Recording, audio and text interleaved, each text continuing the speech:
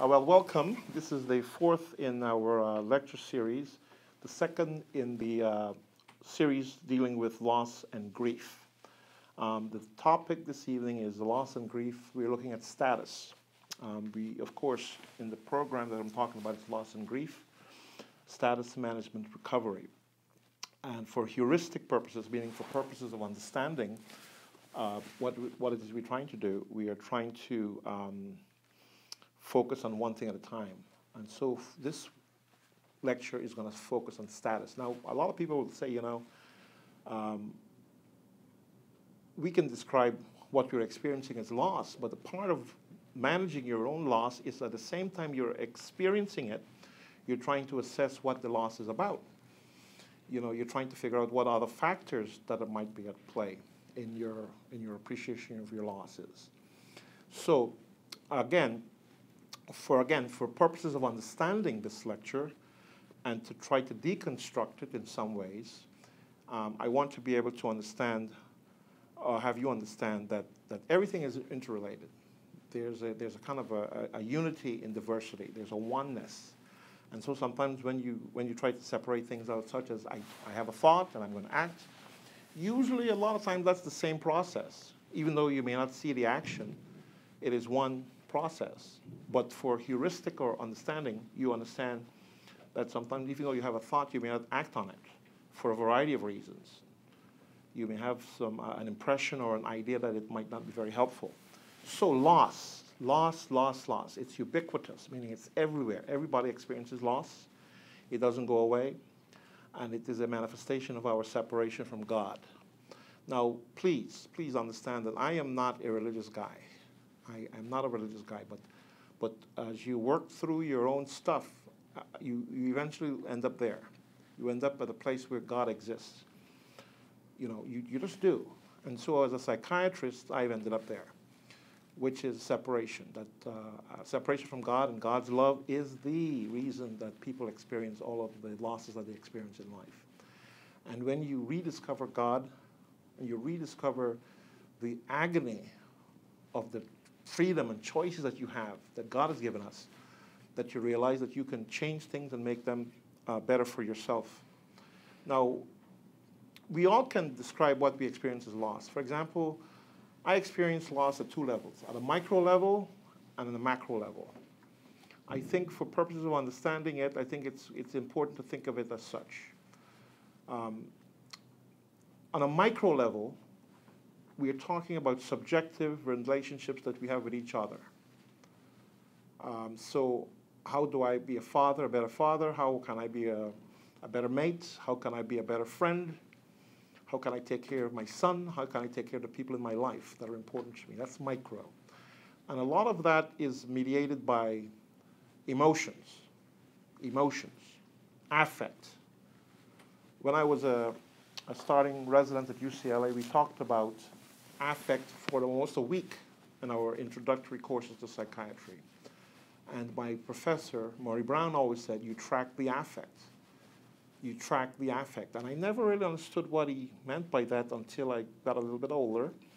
And I realized that when you're dealing with human beings and you're dealing on a subjective level, you have to track the affect. Because a lot of times when you don't feel the emotional connection to something, you can't act. And if you act, sometimes you act in a very destructive way towards the object that is in your perch. So track the affect is a very important part of that process, tracking the affect.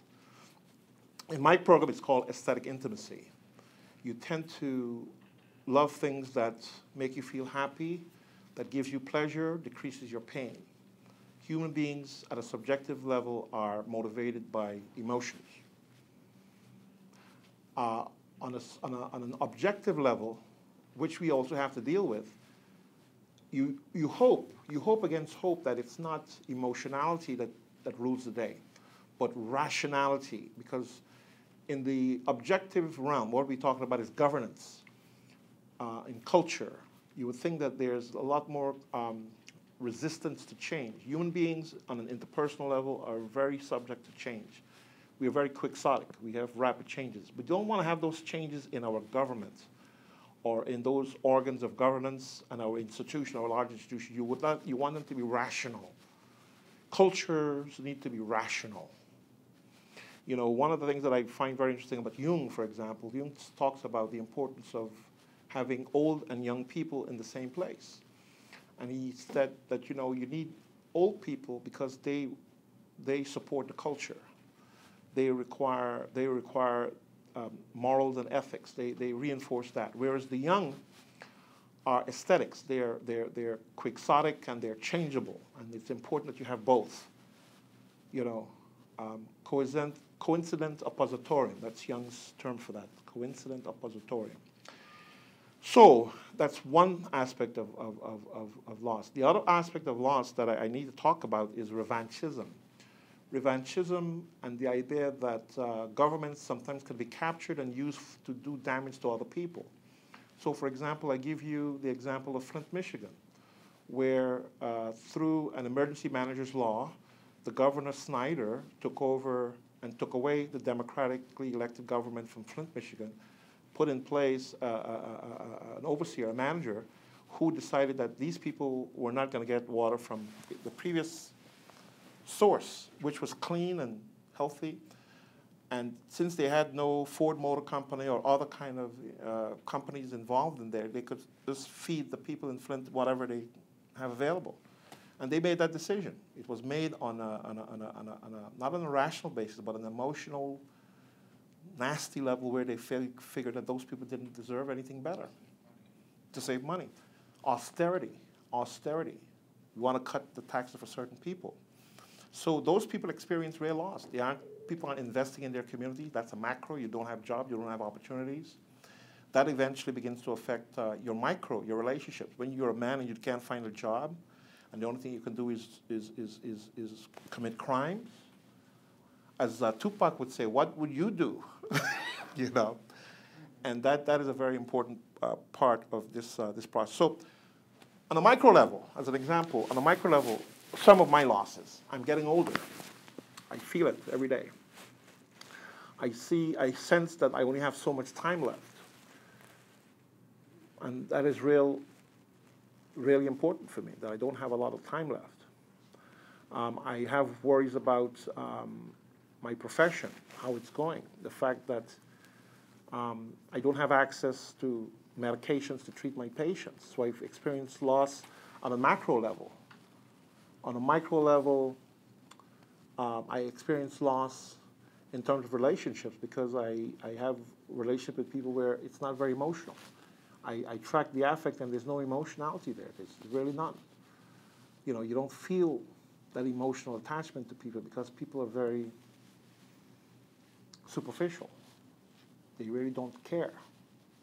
And many of us experience that as human beings. We're dealing with people where they just don't care. They've got their own preoccupations, right?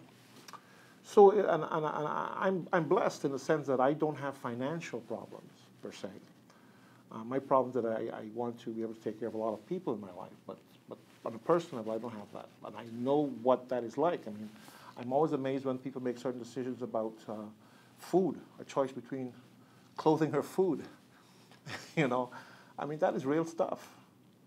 You know, or a felon coming out of jail and can't find a job, and how it's affecting her ability to mother her child, not having access to resources, and the kind of choices that she has to make. Now, these are the examples that I was talking about. So, so loss is very real. Loss is very real, and we experience it all the time. I give you what happened in Brussels. Some guys took 3 bombs they put in suitcases and exploded it in the airport and at the train station because they want to damage the cohesion and the governance of the governing authority in Brussels, which was democratic, inclusive, and they wanted to make a point that some of their people were disaffected and alienated, as opposed to working it through. You compare that and contrast it, what's happening in Brussels, to the speech that Obama gave in Havana, where he talks about being the first African-American president and the vibrancy of American democracy. You know, and so these are the kind of contrasting elements that I think are very important. But what I want you to keep in mind is that the importance of affect or emotion as a motivating factor in your subjective experiences with each other, and that you want governance, the organs of government, not to be subject to those kind of quixotic changes where people are making certain statements that are very detrimental to the body politic, such as Donald Trump, for example, going against Mexicans, calling them rapists, or Ted Cruz talking about like we're some kind of having some kind of a ghetto experience where we're going to police Muslim neighborhoods. I mean, these guys are throwbacks, but that is what our democracy is about. We have to listen to these people and hopefully make good rational choices and emotional choices, and they're both equal about how we go forward.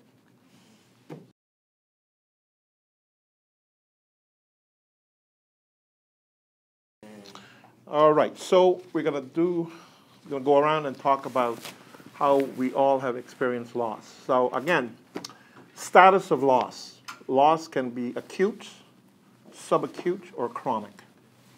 An example of acute loss is I am driving down the street and a car runs into me. That's acute loss. Or I am walking in an airport and a bomb blows up. That's acute loss. Or I'm told that I have a bad medical problem from my doctor when I don't expect it. That's an acute loss. A subacute loss is I have a broken foot or a broken bone and I have a cast and it's affecting me, my ability to work.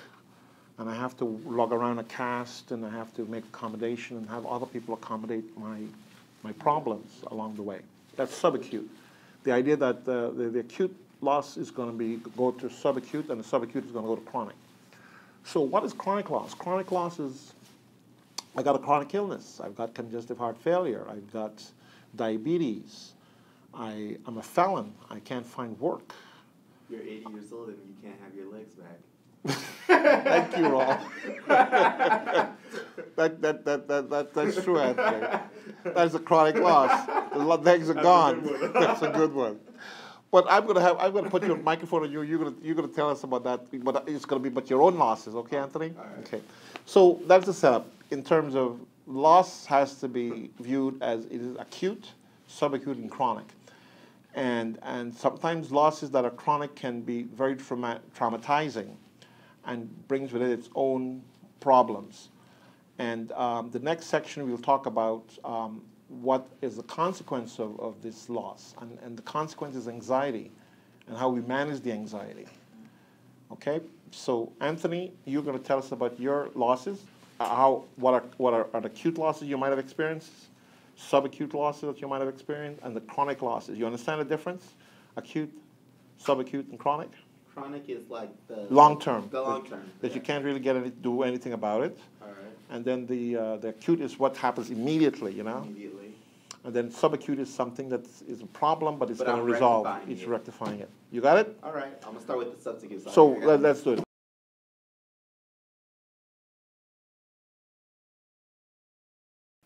One of my chronic loss. Talk to the room. Don't talk to me. I want people at the table. One of my chronic losses is diabetes runs strong in my family. Obesity. That's something I'm gonna struggle with for the rest of my life. At one time in my life, I was morbidly obese. I still get the cravings of the rich foods. I get the cravings of the sweetest beverages. I mean, I got it under control for the most part, but it's still something I suffer with on the daily. And the Subacute. subacute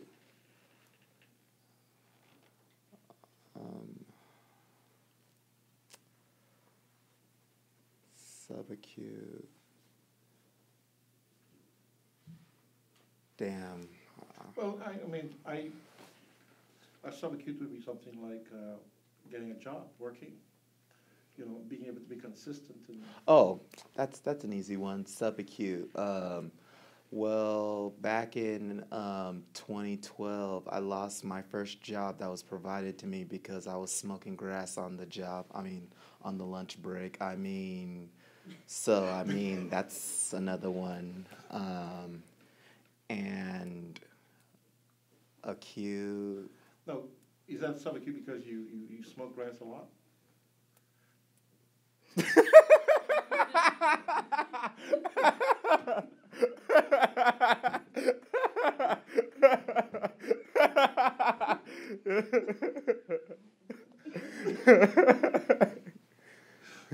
And the acute is the long-term one, right? Acute, like all of a sudden. All of a sudden. I guess back in 2010 when you filed for a divorce against mom. I mean, I lost a good, parents that could have, done damage. That was a good loss for you? Oh, hell yeah, it was. By the way, I didn't file for divorce. Your mom filed divorce. Oh, my bad. My bad.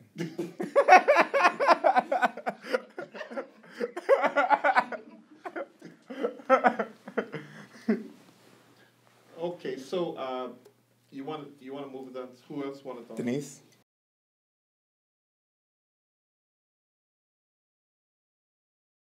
Well, Dr. King, when you were talking about loss and grief, I take it very personally because when I think of loss and grief, I think I've experienced all the different types that you mentioned. The chronic, with the various illnesses that I have, the various losses that I've had, whether it's been through divorce or death or illness. Those were the chronic, loss of employment.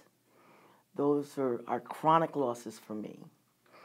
Subacute losses, well, those have been many because many illnesses have come along and surprised me. They could be between, you could think of them as acute losses. For example, being on a ventilator or being intubated, that was like an acute loss for me because I woke up and was unable to walk. So that was acute for me. And how I'm dealing with those losses, because those losses bring a lot of anxiety. And in dealing with the anxiety, I just try to breathe through it. I try to breathe. I try to replace my anxiety with positive thoughts and just understanding exactly what I'm going through. If I understand that this is something that's short term, then I know there's a beginning and an end. If I know that it's something that's going to be with me, as in chronic illnesses, CHF or just morbid obesity, as you were mentioning before.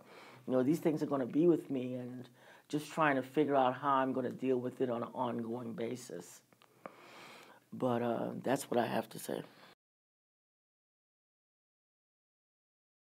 Yeah, my experiences with acute loss, I would definitely have to say that would be with the passing of my father, because he was my strength at that time. I mean, he was, basically everything that I had, and it's because he believed in me. He really encouraged me a lot, but the things that he did do, putting me under this umbrella, to try to protect me as much as he did, didn't allow me to flourish or to break out to who I really was. And it wasn't until after he passed that I was actually able to go out and do the things that he wouldn't let me do. Because when I got injured, he said that I lost my best little helper because I helped him out in the yard all the time. And so I wasn't able to help him at that point. But once he passed, I went outside and I grabbed the hoe and I grabbed the rake and I started doing the things that he wouldn't let me do. And so in that, I gained the strength from just from him, to just keep on going, to keep on pursuing, to keep on making myself better, regardless of the situation that I'm in. Subacute would be definitely losing my job from the Convention and Visitors Bureau. That was, I was angry right at first, and a lot of anger came to me. But then just, I said, well, what is this? I rely a lot on my faith. And I said, Lord, did I do what I was supposed to do when I was there? And now, what am I going to do? And so all the different job interviews that I went to, no one, ever, actually looked at me as being a viable candidate because they looked at the chair. They looked at the disability. So then I just continued to do what I was doing from my home. And from that, I've established a nice business of my own, working from my house. And I've got a nice clientele, and it's been very, very good for me. Again, it helps me to strengthen myself and knowing that I have a worth. I am worthy, and so there's that. And then the chronic would be the accident in itself. The falling off of the mountain that paralyzed me. The loss of the use of my legs, the loss of, I would say the loss of use of my hands, yet I do have use of my hands with my braces, but it's not like what you guys would have, with, grabbing and grasping. And so that would be a chronic loss, that, not being able to ride a bike anymore, not being able to go and throw a football, not being able to go up steps. It's that's a kind of a loss. At least for me. But you know what? I've always looked at myself as, don't make my environment accessible to me. I'll make myself accessible to my environment. And that's the way I deal with that. Fantastic. Thank you. Yeah, you're welcome.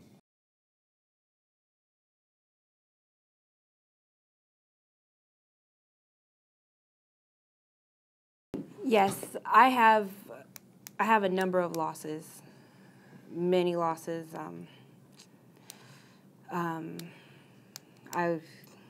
I guess I'll give a few or a couple of each.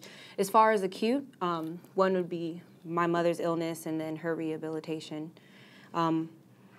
Also, loss of a job last year.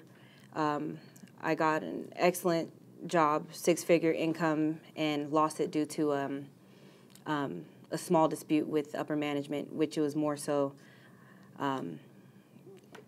it wasn't performance-based, basically. And that hurt and left me with a lot of resentment and anger and questioning myself. I felt very insecure after that moment. In the last 4 years, I've lost. Well, I lost one relationship with someone that's very important, or was important to me, and important to one of the things I was actually pursuing as far as music. And his name was Aaron. You all knew him. He produced my music, and I lost him because of my own selfish reasons. So loss of that relationship, that friendship, and that business partnership. Subacute, I actually have had hypertension since I was 24 and extremely high blood pressure and all stress induced. I internalize everything. So, I mean, I have lost children through abortion, voluntary, and also that definitely weighs heavily once I put everything in perspective and I see my son grow, where he was actually an acute loss at the time because I lost my youth in that moment, and I had to kind of transform, and that was difficult in itself, and she helped me with that because I'm still transforming. And then chronic, oh man, I have issues. Bipolar, anxiety now, extreme depression. I have very high highs and very low lows, and I enjoy the highs. They're great, you know, and the lows are horrible and leave me questioning, you know, whether I even want to be on this planet sometimes, which is unfortunate.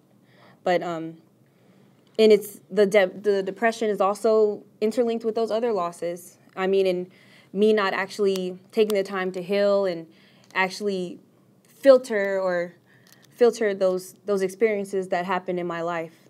I pretty much just keep going, and I don't really even deal with it or deal with the details. I just keep moving and kind of push it to the side. And what I'm realizing now is that everything that I've experienced over the last, because these extreme losses, all of them extreme, be it acute or subacute or chronic, they're all culminating at the same time, and I'm thinking about everything that I've done, and I have a lot of regret, and I have a lot of sadness over those losses and my decisions that have led to them. I definitely, the majority of my losses, some of them I think are because of my own choices, and I realize that and I acknowledge that now. But it's just dealing with that regret and coming to a point where I guess I accept. It's just acceptance. I don't think I've accepted any of those things that have happened or processed them, you know. So right now, those losses, even though some of them happened so long ago, still impact me now to this day. So, yeah. We had a kind of a mini encyclopedic understanding of losses in multiple dimensions. Acute, subacute, chronic, micro, macro. These are terminologies where we can create categories of different losses, but there's a unity in diversity. There's a oneness. We all have experienced loss. And one of the recurring themes, John, you might help me with this, is that the concept of a house and a home is biblical. I mean, it's one of those things that keeps recurring again and again in the Bible. A house. You have to live in a house. You have to turn your house into a home, and you have to live in that home. And you know, I was reading 2 Corinthians 5:7. Again, I am not a Bible guy, but for me, in order to manage my own losses, I have to go to the book, and I have to read it, and I have to try to understand it. So 2 Corinthians 5:7. You know, we walk by faith, not by sight, and that when we are in our own home, separate from God, we experience loss. And we have to work towards being in that home, that house with God again. So there's a unity and diversity where we all experience loss, and it's something that we're familiar with, because every one of us has one thing in common. We all live in homes. And when a home is working well, we know what a home feels like. It has those spaces. It has that aesthetic space that attracts you to it. It has that moral space where you can maintain relationships with other people. It has that ethical space where you can take care of God's great dominion, or be part of that process. You know, there's a rationality in all of this that is categorical and from God. The one thing that God has given us is a capacity to be intimate with each other. Intimate with each other. And it's through that intimacy that we learn to love each other and to love the world and to love God. You know, the Greeks, talk about storge, they talk about eros, they talk about philia, xenia, and agape. These are all subtext to intimacies which leads to love. One of the things that human beings do with each other, though, is that sometimes we bring a lot of drama to each other's lives. And from my perspective, I'm a psychiatrist, I'm a child psychiatrist, I'm a forensic psychiatrist, and one of the things that I'm aware of is something in my field we call object usage. Object usage. Human beings put each other through a lot of nonsense. Object usage. We do a lot of things. And as a matter of fact, it's what parents do when they take care of their children. Children could be a pain in the you-know-what. But it's part of what our role is as parents. We have to accommodate them, to create that space, that house, where that child could go through their ontological developmental stages to become a sentient, productive, kind, decent human being. And the thing that I'm working on is to look at that in terms of some of the great practitioners in my field, Winnicott, Fairbairn, where they talk about object usage. You know, sometimes kids drive you crazy. They're destructive. But when kids grow up and they haven't resolved some of these destructive tendencies, they become some very, very bad people because of the lack of that kind of supervision, parenting, and so forth. So human beings look at what nature does and try to replicate nature in terms of its personification or animism. So people see the destructive aspects of nature. But man, I have never seen anything more destructive than a human being dropping a bomb in a neighborhood. But somehow we view this as the same. But God never intended that. Because man has intentionally done destructive things in some awful ways. I mean, I don't think Mother Nature could have come up with Auschwitz, the concentration camp. I don't think the concentration camp, the Nazis. I mean, they're just things that we do to each other based on our limited understanding of reality, which is very destructive. Now, one of the things on a micro level, we talk of object usage, human beings. Sometimes we're disrespectful to each other. It's on a subjective level. Now, on the macro level, it is called creative destruction. Now, creative destruction is what you see in Detroit. A great American city was completely destroyed because of the dialectics of people trying to become richer by exporting jobs to the Chinese. And to have China become our manufacturing center. So it displaced American workers. So we have large cities now that are drug impacted, drug infected, where there's no intentionality in terms of creating that space to give us hope that things will be better. We destroyed government. The last 20, 30 years in American history, we've had the ascendancy of the revanchist conservatives, people who don't believe in government, but take over the organs of government to do destruction to each other.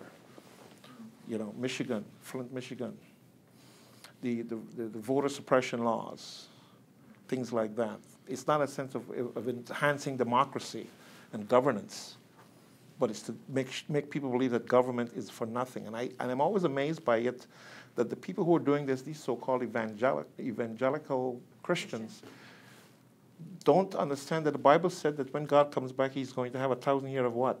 Governance. Government is important. Governance is important. Moral, ethical governance is important. Government can do good things. We need government.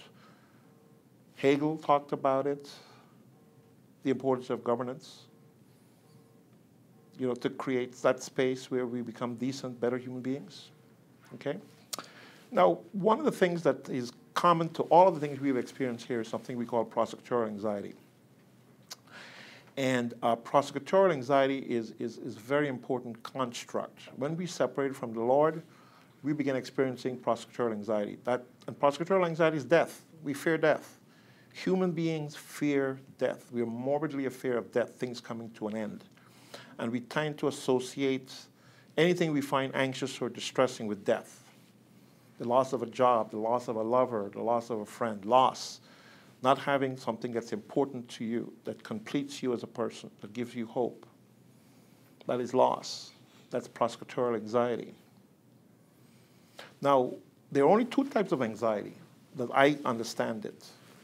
You know, there are other formulations, for example, like from Anna Freud and such, they talk about different types of anxiety, but I think Melanie Klein talks about two types of anxiety, and I think that she takes the stage, because I think her constructions are the most useful. You have prosecutorial anxiety and you have depressive anxiety. Depressive anxiety is the kind of depression we experience with each other in maintaining friendships and relationships with each other. And those friendships are based on intimacies. Storge, love of yourself, love of people who look like you. Goes on to eros, love of a mate, philia, love of humanity, love of xenia, love of a stranger in your midst, agape, taking care of God's creation.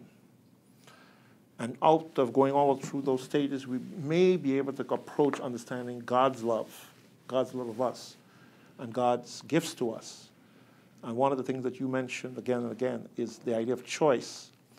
Choice is the greatest gift that God has given us. Choice.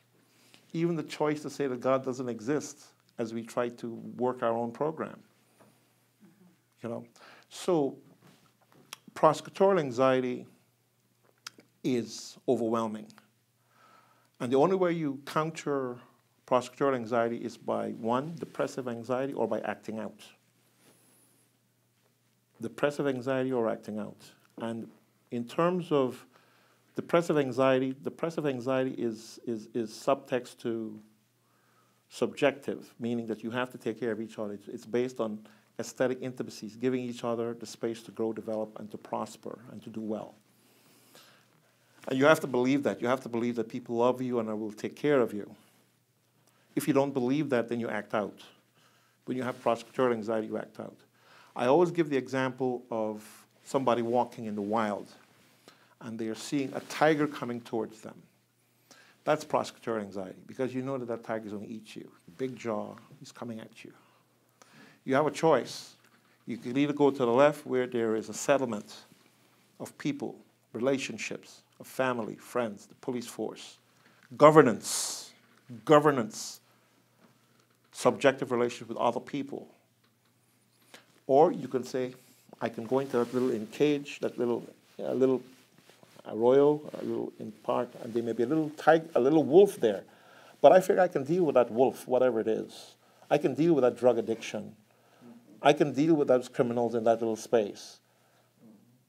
And so I will go, I'll escape from the tiger who's coming at me, and I'll go into that space, as opposed to going to those relationships where there's depressive anxiety, where I have to maintain certain standards, where people have certain obligations that I have to meet. And a lot of people make the choices of not going dealing with the tiger, but going into that space where they feel they're going to have some control over that little wolf, because they can act out, beat the wolf up, scare the wolf. They know that they're not going to be damaged by it. The wolf may get to them every now and then and scratch them up here and there, but they know they're going to survive. And the reason that they go there as opposed to going to that place where they're going to experience depressive anxiety is because they don't like their mother, they don't like their father, they hate humanity, they hate the police force, they don't want to pay taxes. Some reason. But that's depressive anxiety. Depressive anxiety is being willing to engage other human beings in an intimate way to take care of them. It's not just sexual. It could be agape, caring for the elderly, caring for people who need you to help them. Xenia, caring for the strangers in your midst. Eros, care of your mates. Storge, care of your children. Philia, care for those other people in your life who need you to support them. So in all the losses that we've experienced, prosecutorial anxiety is front and center. We are fearful of losing something very valuable to us. And we have a choice. We could either engage in intimate relations with other people, aesthetic intimacies, and have relationships with other people, or we can say, hey, I'm going to act out, and I'm going to go to this place where I can do whatever I have to do just to survive, because I'm going to be the king in that space. I don't have to answer to anybody, or I'll just beat out of the little wolf. I may not have a place to sleep, I may not have anything, but at least I'm king of my own jungle. And a lot of people make those choices. They act out. They act out. And so that is a big part of this deal here. So the next series we're going to talk about, when we do loss and grief again, we're going to talk about how do you manage loss and grief, because I think that's the most important thing, and it's about relationship that you create with each other. And it's the idea that you have to practice. Practice, you have to have practicing. Practice. If I tell you that to become a good athlete, you have to practice running, jumping, shooting, you will say, of course, if I want to become an athlete, I have to do those things. Well, as a human being, you have to practice. You have to practice being kind, just, good, whatever. And then when you practice long enough, you begin to understand intellectually what it takes to become a better human being. And one of the things you said that was very interesting to me, you said that you do a lot of bargaining. You do a lot of bargaining. That's the sine qua non of people who are experiencing loss and aren't recovering very well. They do a lot of bargaining. There's no acceptance. They don't want to go to a depressed position where they have to maintain relationships with each other in order to overcome whatever they're going to overcome. And so we're going to talk about status. And we're going to keep going around in circles and take very small pieces of this and explore various aspects of this program, this protocol, okay? So, in ending, I just want to know if anybody else has anything else to say, to add on. I was interested at the beginning when you were talking about separation from God and how that brings on the loss and grief. I was interested in what you were saying about separation from God and how that brings on loss and grief. How that brings on the loss and grief and how we deal with that. And I was thinking that in my own life, being separated from God, it allows a lot of other things to come in. It allows a lot of other things to come in. I was speaking to John about this. You can just speak up and it'll pick up on Yeah. Okay. Yeah. Okay. I was speaking to John about this and about separation and the whole idea in our construct. We talk about dualism. A lot of the great metaphysicists don't necessarily believe in that there's such thing as dualism, but I think that it's something for understanding and educational purposes. You have to make it split to try to understand what loss is about. Man's dualism is very interesting. Man as being subject and object. When you can split things out that way, you can then make your own rules. You can become more powerful in your own right. And when you do that, then you can do your own thing. So, for example, the split between thoughts and actions. Now, we separate those two things out. I may have certain thoughts, and I have to act in a certain way. But a lot of times, what we do as human beings, we interact with each other where there's a lot of omission. We don't give each other what we know that the other person needs. We purposefully don't give it to them. That's because we're envious, we're angry with them, we're jealous of them, and that leads to a lot of separation and a lot of what we talk of as sin, anger, depression, scarcity. Right? It's the separation. And in our protocols, we talk about it. We talk of that as the dualism that man has to work back from. That separation is dualism, that object, subject, the difference between thought and action. I may think certain things, but I may not do it.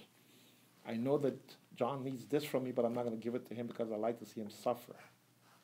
Makes me feel better about myself. And then I say, like Ayn Rand, Ayn Rand said, oh yeah, that's the way things were always meant to be. He's always going to be this or he's always going to be that. Black people are always going to be this or black people are always going to be that. And, that's the way God intended it to be. God intended you to be this, and you can't help it. I can't help you, man. You just effed up. It is what it is. Sorry, it is what it is. And so, but that is not it is. That's not it. So, for example, we discussing the difference between Ayn Rand and David Hume. They're both. You think they're both empiricists. They're both thinkers who say, you have to look at reality, what you sense, what you feel, what you see, and that's the most important thing.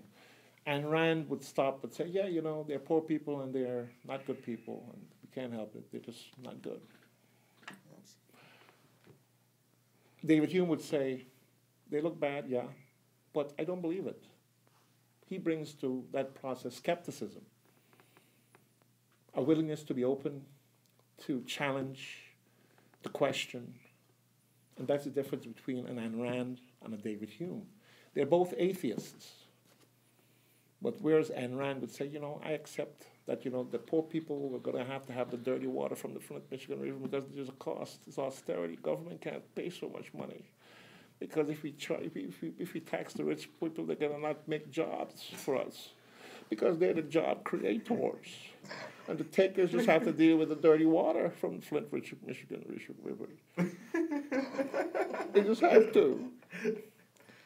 David Hume says, Well, that's the reality, but why should that be? He's skeptical about it. That doesn't make sense. Because David Hume was motivated by emotions. He understood the importance of emotions and moral sentiment. Adam Smith, David Hume, moral sentiment. There's such a thing as rights, and there's such a thing as wrong. There's such a thing as taking care of people in your life and seeing them do well. There's beauty in justice. There's beauty in kindness. That may not be obvious. And at this point, I wish I knew that verse from the Bible. which says that, when I write this stuff up, I'm going to talk about it, but it says, you walk by faith, not by sight. You walk by faith, not by sight. What you see sometimes is not all that there is. There's something else there. And that something else is God. That's it. End of story. That's my story. Thank you.